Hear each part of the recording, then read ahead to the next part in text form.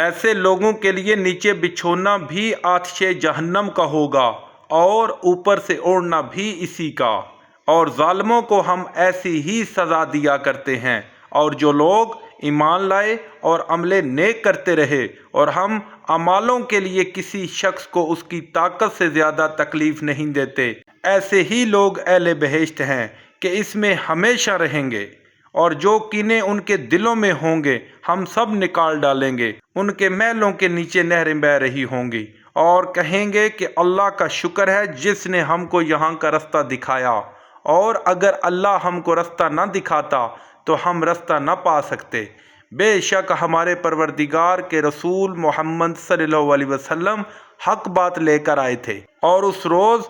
منادی کر دی جائے گی کہ تم ان اعمال کے صلے میں جو دنیا میں کرتے تھے اس بہشت کے وارث بنا دیے گئے ہو۔ اور اہل بہشت دوزخیوں سے پکار کر کہیں گے کہ جو وعدہ ہمارے پروردگار نے ہم سے کیا تھا ہم نے تو اسے سچا پا لیا، بھلا جو وعدہ تمہارے پروردگار نے تم سے کیا تھا تم نے بھی اسے سچا پایا؟ وہ کہیں گے ہاں، تو اس وقت ان میں ایک پکارنے والا پکار دے گا کہ بے انصافوں پر اللہ کی لعنت، جو اللہ کی راہ سے روکتے اور اس میں کجی ڈھونڈتے اور آخرت سے انکار کرتے تھے۔ ان دونوں یعنی بہشت اور دوزخ کے درمیان اعراف نام ایک دیوار ہوگی، اور اعراف پر کچھ آدمی ہوں گے جو سب کو ان کی صورتوں سے پہچان لیں، تو وہ اہل بہشت کو پکار کر کہیں گے کہ تم پر سلامتی ہو۔ یہ لوگ ابھی بہشت میں داخل تو نہیں ہوں گے مگر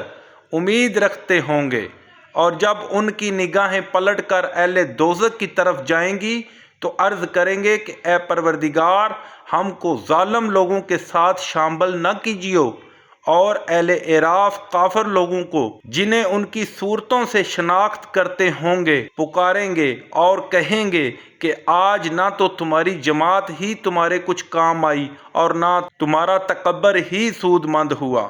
پھر مومنوں کی طرف اشارہ کر کے کہیں گے کیا یہ وہی لوگ ہیں جن کے بارے میں تم قسمیں کھایا کرتے تھے کہ اللہ اپنی رحمت سے ان کی دستگیری نہیں کرے گا؟ مومنوں، تم بہشت میں داخل ہو جاؤ، تمہیں کچھ خوف نہیں اور نہ تم کو کچھ رنج و غم ہوگا۔ اور دوزخی بہشتیوں سے گڑ گڑا کر کہیں گے کہ کسی قدر ہم پر پانی بہاؤ، یا جو رزق اللہ نے تمہیں عنایت فرمایا ہے ان میں سے کچھ ہمیں بھی دو۔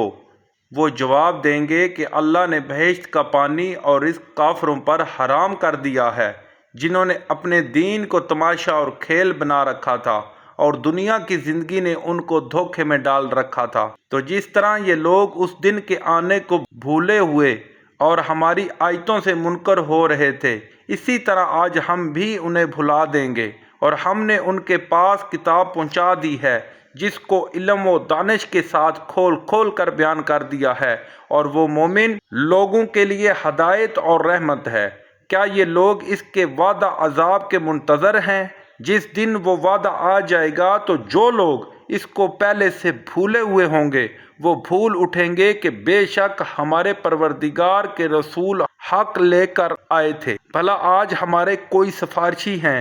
کہ ہماری سفارش کریں، یا ہم دنیا میں پھر لٹا دیے جائیں کہ جو عمل بد ہم پہلے کرتے تھے وہ نہ کریں بلکہ ان کے سوا اور نیک عمل کریں؟ بے شک ان لوگوں نے اپنا نقصان کیا، اور جو کچھ یہ افترا کیا کرتے تھے ان سے سب جاتا رہا۔ کچھ شک نہیں کہ تمہارا پروردگار اللہ ہی ہے جس نے آسمانوں اور زمین کو 6 دن میں پیدا کیا، پھر عرش پر جا ٹھہرا۔ وہی رات کو دن کا لباس پہناتا ہے کہ وہ اس کے پیچھے دوڑتا چلا آتا ہے، اور اسی نے سورج اور چاند ستاروں کو پیدا کیا، سب اس کے حکم کے مطابق کام میں لگے ہوئے ہیں۔ دیکھو سب مخلوق بھی اسی کی ہے اور حکم بھی اسی کا ہے۔ یہ اللہ رب العالمین بڑی برکت والا ہے۔ لوگوں، اپنے پروردگار سے عاجزی سے اور چپکے چپکے دعائیں مانگا کرو، وہ حد سے بڑھنے والوں کو دوست نہیں رکھتا،